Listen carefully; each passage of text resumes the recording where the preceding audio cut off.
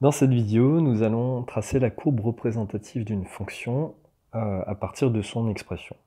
Donc on considère ici la fonction définie sur R par f de x égale à 2x au carré plus x moins 2.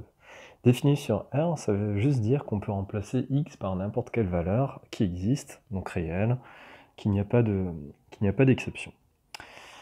Donc la première question, on va compléter le tableau suivant qui s'appelle un tableau de valeurs. Dans la première ligne, on a quelques valeurs de x, donc avec un pas de 1, valeurs de x qui vont de moins 3 jusqu'à 2. Et en deuxième ligne, on aura les valeurs de f de x correspondantes. Par exemple, dans la première colonne, donc dans laquelle se trouve moins 3, et bien dans la deuxième ligne, on va inscrire l'image de moins 3 par la fonction f, c'est-à-dire f de moins 3. Donc on peut remplir ce tableau grâce à une calculatrice. Donc ce qu'on ne va pas faire ici, on va compléter directement les valeurs. Donc l'image de moins 3 c'est 13, l'image de moins 2 ce sera 4, l'image de moins 1 ce sera moins 1, l'image de 0 moins 2, l'image de 1 1 et l'image de 2 ce sera 8. Donc ce qui va être intéressant ici, ça va être la deuxième question, de placer les points correspondant à ce tableau de valeurs et de tracer la courbe représentative de la fonction f sur le graphique qui se trouve à droite, donc sur l'intervalle moins 3, 2, ce qu'on va faire au crayon. Donc pour placer ces différents points, la première ligne correspond aux valeurs d'abscisse, donc valeurs d'abscisse qui vont se trouver ici. Et la deuxième ligne va correspondre aux valeurs d'ordonnées, donc les valeurs que l'on va placer donc verticalement. Donc pour la première, donc on va se placer à l'abscisse de moins 3, et on va monter à une ordonnée de 13. Donc ici, l'ordonnée est numérotée de 2 en 2, donc on va se placer entre 12 et 14, donc on aura notre premier point. Ensuite, la deuxième colonne, l'abscisse, donc x vaut moins 2, et l'ordonnée vaut 4. Donc on se place en l'abscisse moins 2 ici, et on cherche l'ordonnée de 4. Et on place donc une croix. Même chose pour les autres points, on va se placer en l'abscisse de moins 1, et cette fois-ci l'ordonnée sera en moins 1. Donc ici, voilà. En 0, donc pour une abscisse de 0, l'ordonnée vaut moins 2, on sera ici. En 1, donc lorsque x vaut 1, on a une ordonnée de 1, donc on sera ici. Et enfin, lorsque x vaut 2, on a une ordonnée de 8, donc on sera ici. Donc là, on a placé nos différents points qui appartiennent à la courbe représentative de f.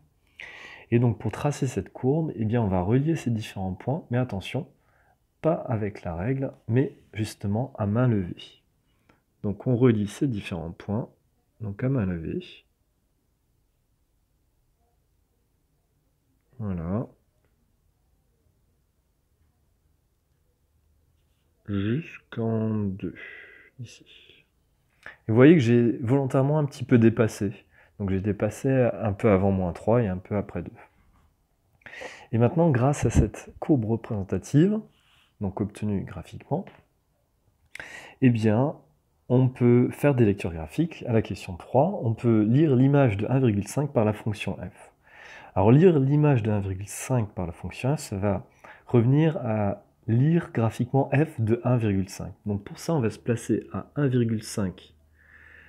Donc ici, en abscisse, à peu près, hein, et on va chercher sur la courbe l'image de 1,5. Donc quand est-ce qu'on va croiser la courbe? Ça va être ici. Voilà. Et on va chercher l'ordonnée de ce point. Et bien l'ordonnée de ce point, donc on va se lire ici, donc ça c'est censé être l'image de 1,5. Donc graphiquement ici, f de 1,5, d'après ce qu'on lit, on a l'impression que c'est 4. Donc ici, j'ai pas mis que c'était égal à 4, j'ai mis que c'était à peu près égal à 4, car c'est une lecture à peu près, c'est une lecture approchée, vu que c'est une lecture graphique. De la même façon, cherchons à déterminer f de moins 2,5. On va prendre une autre couleur.